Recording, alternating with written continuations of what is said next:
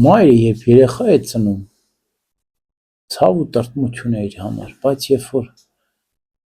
զավակ ունեցավ, լույս աշխարհ մեկ մարդ եկավ եւ մեծ ուրախություն ու մխիթարություն։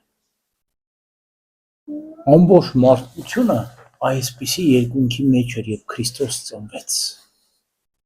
Նեղություն, տխրություն ու դժվարություն էր ողջ մարդկության պատմության մեջ, բայց երբ որ Քրիստոս ծնվեց, ամբողջ մարդկությունն ազատագրվեց։ Քրիստոս 6-րդ դարում ծնվեց, 6000 տարի հետո Ադամի անկումից հետո, ասում են եկեղեցու սուրբ հայրերը։ Այդպես էլ մենք Սուրբ Ծնունդից առաջ 6 օրեր երկնում ենք, որպեսզի Քրիստոսին ծնենք, Քրիստոսի ծննդյանը մասնակից լինենք։ Այդ 6 դարերի խորհուրդը 6 օրվա պահքն է, 6 օրյա աղոթքն է, տրտմությունն է, որպեսզի մենք կարողանանք մարդկության, տխրության, պատմության էջերով անցնելով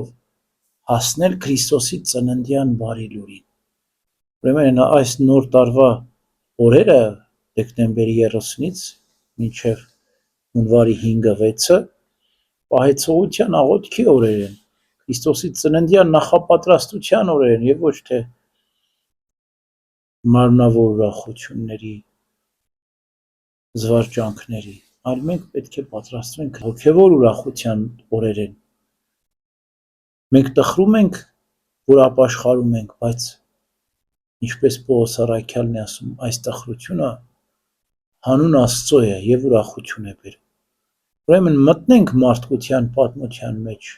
Ադամից սկսած մարդկությունը տխրում էր, մինչև որ Քրիստոս ծնվեց ու մխիթարեց։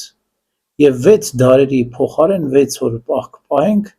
որպեսզի Քրիստոսի ծննդյամբ ուրախանանք։ Ամեն։